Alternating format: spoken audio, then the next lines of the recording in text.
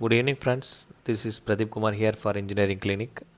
Today we are going to see a post on how to install Ubuntu 18.04 in MacBook Air. So I have been using the MacBook Air for more than 5 years. So in these 5 years, it's becoming slow day by day. So I thought of selling it, but later I found out that Ubuntu can be installed in MacBook Air. And when I tried Ubuntu is really very fast in working in Mac. So in this post we will see how to install this Ubuntu 18.04 in MacBook Air. So there are some multiple steps are there. So in the step number 1 is you just download Ubuntu 18.04 ISO from ubuntu.com website. So you can see the description below in the video for downloading links I have given, and there is a bootloader software. So this software is specialized mainly for Mac, and that link also given below, the boot maker for MacBook Air. So using this boot maker you can able to make a USB bootloader. You need to have a minimum size of 8 GB space of in your USB drive. Even 4 GB is fine, but some Ubuntu operating system now comes with a minimum size of 2 GB. So when it is unzipping it needs more than 4 GB. So 8 GB is optimal one. So please select 8 GB RAM USB for this. So now we can see the step here. Now there's an Apple icon and this is a software. And in this software you just select the ISO.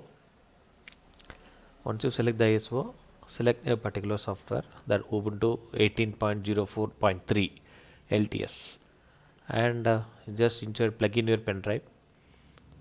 So go to the disk utility and check what is the FAT partition. You just ensure that your pen drive is of FAT32 partition, that is FAT DOS partition. So even if it is not there DOS partition, you just make it. You just format it using DOS partition and then write it. So once you are writing it, it asks for the administrator password. So once the administrator password is over, it will just process it. So according to the time, it takes some time to get completed.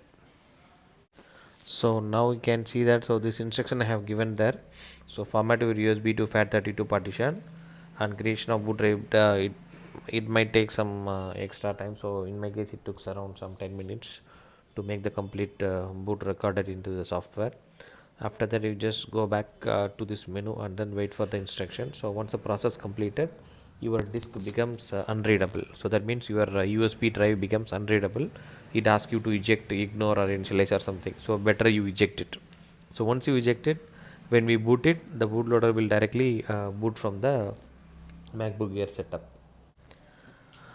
Okay, now what we can do is, now just the pen drive is ready, and then we can restart our computer.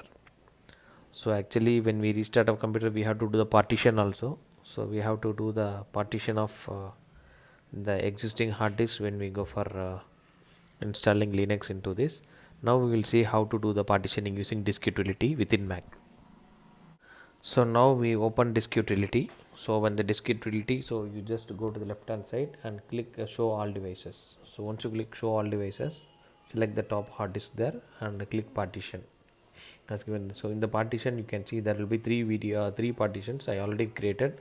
So you have to create two partitions from this one full partition. So one partition for the Linux operating system, another for the swap memory. The swap memory is around 11 GB I have given. So you can give up to 8 GB or something like that. So maybe the equal to the RAM you can give. And the other partition is of 96 GB. So that I have given for Linux. And the remaining 143 GB for this OS X, that is for the Mac OS. So once it is done, you close it and then you can restart. So now we are restarting it. So press and hold the option key when you boot it. So press and hold the option key, not the command key, it's an option key. So when you boot it, so you will get a mild sound also. So you will be getting three things. So EFI boot, because we have created two partitions inside, one for swap, another for the root partition. So that's why it will be creating three things. So go to the second one. So first you go, don't install Ubuntu, just try without installing Ubuntu. Just select the first option. So once you select the first option, the screen goes inside, and now you see the Ubuntu screen is booting, and then you can see a small icon in the desktop, install Ubuntu. So from here you just come and double click this to get Ubuntu installed. So now follow the same procedure what you do for installing Ubuntu 18.0 for any PC or any laptop. So select the keyboard and then select it, and during partitioning and there you just select something else. So we'll be having a different thing, so better you can select something else. So you will have erase disk and install Ubuntu and install alongside something. So in that you select the last option, something else, because we have already created two partitions. So better that we will just partition this entire Ubuntu disk ourselves. So that's why you just create select the last list, something else.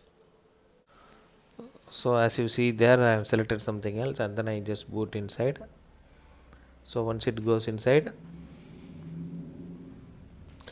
it tells you the partition. So you have to check whether what are the two different partitions that we have FAT32. So these are the two partitions what I have given there. So select one partition and just give the name as you just go and then change. Give the ext4 partitions, and the format here you can give the slash. Nothing else, just give slash. Then in the second partition, in the swap memory is just virtual memory. So whenever you don't need whenever your RAM is over used, then you can go for swap memory. So now you click the swap area, and already the format will be disabled. So now go to next and get installed. So Ubuntu will be installed in next 20 minutes. So it was less than 20 minutes to install the complete Ubuntu package, and then you give the country specific. So even India, the username, password and other stuffs you can able to give. So now you can see once you given the username and password, so go to next screen, and then you just install the Ubuntu operating system. So it may take around some 10 minutes to 15 minutes, and then we'll get the screen like this. So now you restart. So after restart, so now what happens is in some YouTube videos you have asked to install REFI refined. So REFIIND. So that you have to install for creating bootloader. But now what I do is, by default now Linux takes over Mac also. So in that case you have to hold the option key when you restart your system. So whenever you want to go to Mac, you have to press and hold the option key to log into Mac. But Ubuntu will be by default will be starting. Once you start the machine, Ubuntu will be installed. Now you can see there are two icons. One is OSX, another is Ubuntu. So I mean EFI. So when you go EFI boot, it goes to Ubuntu. Just you can see inside. So just 5 to 7 seconds is the booting time. So though I have a 4 GB RAM machine with a 256 GB SSD, so it took just 5 to 7 seconds to get the Ubuntu screen after the installation. And yeah, that's all. So I just installed Ubuntu in my MacBook Air, and even it has a Wi-Fi driver also. You need not install any Wi-Fi driver to do that. So during installation I installed the Wi-Fi driver, so no need of any Wi-Fi driver, just give the Wi-Fi access password, that's fine. So after it is done, just update the packages as I did that. Just check whether its internet is working, or you can able to update the Synaptic package manager. So sudo apt update and give the password, and then get it installed. So it's working fine.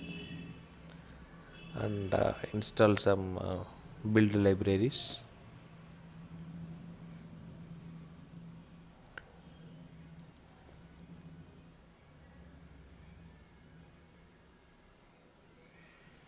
Yes, it is done. Now install some builder libraries. After it is done, so our Ubuntu is successfully installed. So now install some developmental libraries like build essentials, auto configuration, auto make. It get installed successfully. So then just reboot it. So I use the command sudo reboot, so that through command line you can reboot the machine. So once you reboot, again hold on the option key for some time till you get the icon. So once you get the icon, you can just see. So you'll be getting two different icons OS X. So now just log into OS X. So you need not install refind software, you need not install, but in case if you want to take control of it, you can use it. But the main issue is every time when you upgrade Mac OS to the next version of Mac OS, the refind also has to be installed again and again, and you have to do some settings also to install refind. So thanks for watching my YouTube channel. So it's always pleasure to talk to you, and please share this video to your friends and also subscribe to it. Also press the bell button to listen to my lecture. So thank you very much. So here the instructions whatever I typed over here, just see the descriptive window below my video, and thanks for watching. Thank you. Signing off. Bye bye. Pradeep Kumar.